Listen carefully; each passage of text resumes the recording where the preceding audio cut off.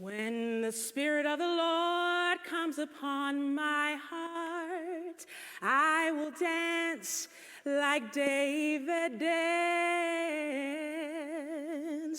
When the Spirit of the Lord comes upon my heart, I will dance like David danced.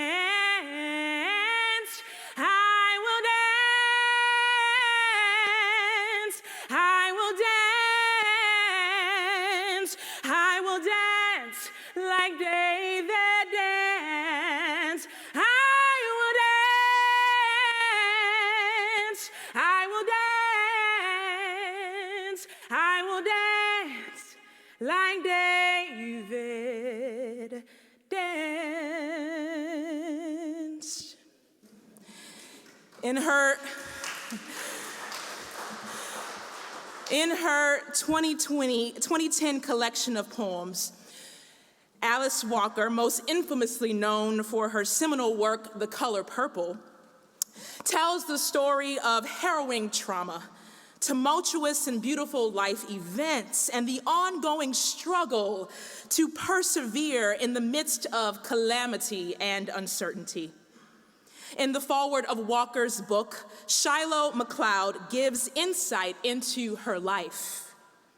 Alice Walker's journey includes the death of loved ones and the birth of new ideas. McClain says, the sorrow of rejection and the deliciousness of love, the challenges of our world and its blessings, familial abandonment, and what it means to belong to the greater world family. We are witness, McClain says, to the self-confidence that so profoundly distinguishes Alice's work. Her ability to take that which is heart-wrenchingly sad and to weave a resolution that leaves the poem with a way to be with that sorrow instead of drowning in it. Walker herself details the grief and the suffering, the challenges that she and many in her family have experienced over their lifetimes. Mental health crises, war, poverty, environmental devastation. And Walker lets us know that through it all, she has learned to dance. It isn't that I didn't know how to dance before, Walker says. Everyone in my community knew how to dance, even those with several left feet. Some of you may identify. We are open to all here. Walker says, I just didn't know how basic dancing was for maintaining balance. Whether Walker's use of dance is literal or merely a metaphor for the various ways we may find hope and balance amidst chronic suffering and injustice, she reminds us ever so gently that hard times require furious dancing. Hard times require furious dancing, and each of us is the proof, she says. Now, you may be looking at me strangely thinking, Mia, I don't do that. I don't dance. I have two left feet. I'm not a dancer. That's for those people over there. I don't do that. And certainly there are more of you thinking, I don't do that in here. I don't do that in church. Well, after the year and a half that we've been through, after the turmoil and the isolation, the uncertainty, the defeat, for some of us, the depression, the anxiety, the feelings of hopelessness and helplessness, we could all use a little dancing, right, Beth? We could all use a little dancing. We could all use something that makes us change our position, adjust our rhythm, learn flexibility in a world full of rigidity. It is in the depths of our despair that we realize that our inability to dance, to shift, to change is a hindrance to our healing. It is a hindrance to our growth. The disruption of dance, the nakedness of our spirituality may be our only way forward as we begin to build something new. It is not a coincidence that one of the reasons the breakthrough app, TikTok, blew up in the pandemic is because of the viral videos of people dancing. Dancing in their homes, dancing in the streets, dancing to connect and reconnect with others, dancing to distress, to deal with their isolation, to find some joy and healing amidst the agony. The furious dancing was not a solution to the perils of the pandemic. It couldn't solve all of the medical and governmental catastrophes, but it was an ongoing resolution to carve out pieces of procreative joy that might bring bountiful blessings in the face of brokenness. The mourning gave way to dancing. And similarly, amidst agony and the perils of ongoing political and cultural warfare, we meet King David today. David the musician, David the shepherd, David the psalmist, the overlooked son of Jesse who becomes king of a united monarchy of Israel and Judah. We meet David dancing furiously, dancing the Ark of the Covenant to Jerusalem, where it would find a new home and bring forth blessings on David's house and all of Israel. And to understand David's furious exuberance and the undeniable importance of this moment, one would have to look back to comprehend the legacy of suffering that David's people had been through time and again, and the reverence for the Ark.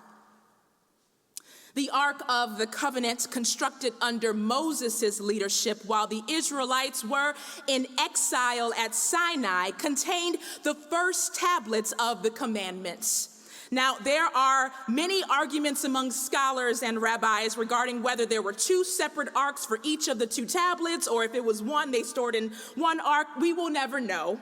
But regardless, the ark was more than a storage unit or an object to be worshiped.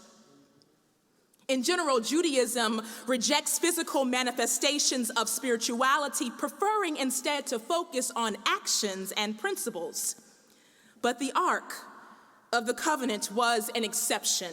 It was a tangible representation of their relationship with God. It represented the Shekinah, God's presence throughout creation, the expectation of theophany, that God would show up in the presence of their enemies. As the years went on, as generations were born and others passed away, the ark became a reminder that the same God who was with them in the wilderness, in their weariness, would be the same God walking beside them as they continued experiencing the ups and the downs of life, the oppression and the freedom, war and peace, death and birth, sorrow and joy. Now, we are not all credo people in here, and even those fascinated with iconography, but if there were ever a time we needed an ark in our lives, it would be now. Not because it would guarantee prosperity or protection from every danger, toil, and snare, but because it would be a reminder that the God who was with us in March 2020 is the God who is with us now. That the one who saw us in our isolation and separation is the one who is seeing us through our regathering and reunification, our rebuilding and rebirthing. It is no surprise that the ark's reputation preceded it. After being captured and returned by the Philistines, the ark found a temporary home until transition of leadership from King Saul to King David. In an effort to unite the kingdoms of Judah and Israel, David sets up Jerusalem as not only the political center of Israel, but relocates the Ark of the Covenant to Jerusalem so that Jerusalem would also be the center for spiritual unity and regathering. Now, for some of you in here, it's hard to understand this move of David. You may still be living under the assumption that there is a separation of church and state. The dismemberment of our Western ideologies would have us believe that we can compartmentalize everything from our politics to our faith to the way we eat, dress, and move through the world. But David, though self-serving at times, understood that his power was connected to God's provision, that the protection of his people couldn't be dependent on land and culture politics alone, but on divine encounters in the face of unbelievable circumstances. David gathers the tribes of Israel, 30,000 men, the text says, puts the ark on a wagon and sets out for Jerusalem. Now, there are some snafus along the way. The oxen stumble, those oxen. The ark almost falls. Somebody touches the ark who isn't supposed to touch the ark. They die. Things happen. So the ark is temporarily stored at the house of Obed-Edom while they try to figure all of this out. And Obed-Edom's people are blessed greatly in the presence of the ark. David hears how they have been blessed and wants to ensure that same blessing for his house and the people of Israel. So David and the tribes, they carry the ark on their shoulders from Obed-Edom's house to Jerusalem, its final home. And as they enter Jerusalem, the text says David, wearing a revealing apron-like linen skirt, dances furiously before the Lord with all his might. Eugene Peterson says he danced with great abandon. Another translation says he was leaping and twirling before the Lord. Some midrashim say David even danced out of his clothes. Now, I don't know about all of that. David dances before the Lord, not because he had been blessed yet, but because he saw somebody else be blessed in the presence of the ark. And he is expectant of a blessing. He is expecting provision and protection. His prophetic frenzy may seem out of place, and in fact, some thought it was. One of David's many wives, Michal, even scoffed at his suggestive dancing, scolding him about it later on. This was not an everyday occasion. This reunification of Judah and Israel, the journey of the ark, the dancing was a disruption of the status quo. And we can't fully grasp the psalmist's dancing without understanding his fears and his lamentation. We can't fully grasp his frenzy without understanding his fury. This is the same David who, in the face of ongoing suffering, writes, my God, why have you forsaken me?" This is the man who, when Saul had tried to kill him, cries out in Psalm 59, "Deliver me from my enemies, O God. Protect me from those who rise up against me." This is the man who writes in Psalm 142, "Save me from my persecutors, for they are too strong for me." The man who tells of his expectation of God, who will prepare a table before him in the presence of his enemies. David, the one who was in the valley of the shadow of death, dances before God amidst the shouts of his people and the sound of trumpets. It reminds me of a memorable scene in the film version of Toni Morrison's Beloved. The late Bea Richards, portraying the character Baby Suggs, stands in what Morrison calls a wide open place cut deep in the woods nobody knew. Baby Suggs stands in the center of a clearing and calls forth the people. She invites, or more accurately, commands them to dance, to laugh, to cry. Out in the backwoods of a southern plantation, away from the slave owners, Baby Suggs ushers in furious dancing. "Let the mothers hear you laugh," she tells the children.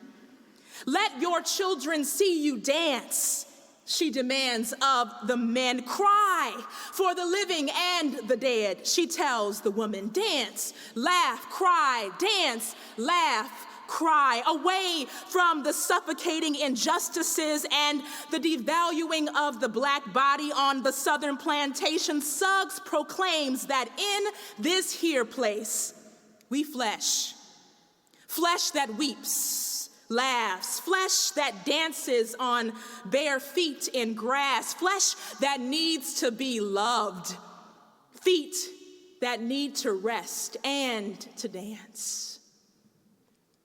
Feet that need to dance. David had feet that needed to dance, and baby Suggs understood that. She understood that hard times require furious dancing. Hard times require a furious disruption of the status quo for the sake of life and what Walker calls balance. Hard times require us to do some things we've never done before, to lean into some things that make us uncomfortable, to do church and community in ways we have never imagined, to explore the bounds of our flesh in a society that is hell-bent on dismembering us, hell-bent on ripping us apart with foolishness. Furthermore, David is not only dancing before the Lord because he is expecting something from God. David dances because he is remembering himself.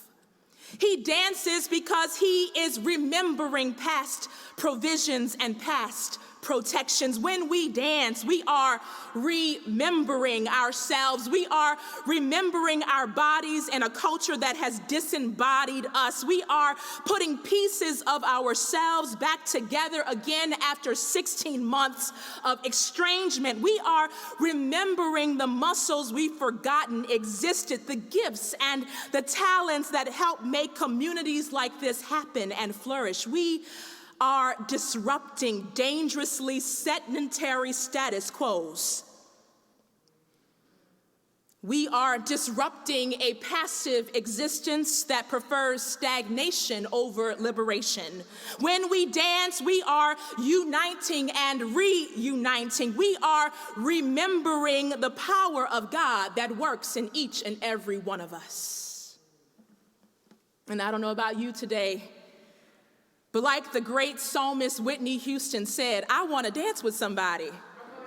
I want to disrupt with somebody. I want to remember with somebody for the sake of life and balance, for the sake of giving birth to a new beloved community. Even amidst our fears and our tears, our griefs and our sorrows, we dance. And the text says, after David dances, he brings the Ark of the Covenant up to the tent. He gives offerings to God, and then he blesses the people of Israel. The writers say he leaves the tent and he distributes among the people a loaf of bread, dates, and raisins. Because the blessing on his house isn't just for his house. It is for all the people, the haves and the have-nots, the rich and the poor, the old and the young. He blesses the people. My favorite part of that story is for those of you who know about priestly activity, ancient priestly activity, you can only enter that room if you were ordained to do so. So the fact that he leaves the tent, he steps down off of the hill to bless the people is significant. Because justice is an embodied act, and today I am stepping away from the tent so that I can share my dancing with you. I come to share the blessing with you, a blessing that transcends material things. Lord knows we live in a capitalist and consumerist society that is in bed with the prosperity gospel. We think of blessings as fancy cars and homes too big for our families, but perhaps The blessing is joy in the midst of sorrow, for those of you who can even admit that you are feeling sorrow and grief. The blessing is comfort in the face of uncertainty, innovation in the face of tradition. David dances not just for himself, but for the people, those who scoffed and those who celebrated with him. David's dancing, like the dancing of baby Sug's people in Beloved, is an act of resistance and resilience. The dancing says to us, in this here place, we flesh. It says, even if God never works another miracle in my life, I am remembering. I will not leave this world dismembered, disembodied, disenfranchised, and bound. The Spirit of the Lord is upon me, and I will dance. Beloved, could you dance before the Lord today? And not just dance because you're worshiping an inanimate object in the sanctuary or performing for spectators. Could you dance because when you look back over your life and connect the theophonic dots of God's grace and mercy, something takes over your body, if only for a moment, to help you find balance in a rocky world? Could you dance? David knew that the battles were far from over.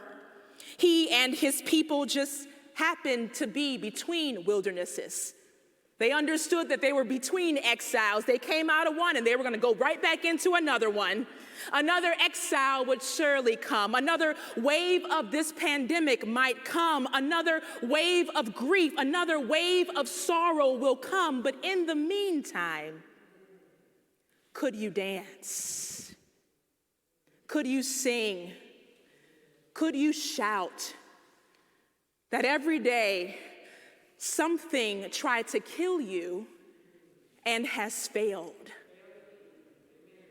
When the Spirit of the Lord comes upon my heart, I will dance like David danced. You can sing with me if you want. When the Spirit of the Lord comes upon my heart, I will dance like David danced. I will dance, I will dance, I will dance like David danced. I will dance, I will dance, I will dance like David danced. May it be so. Amen. Good.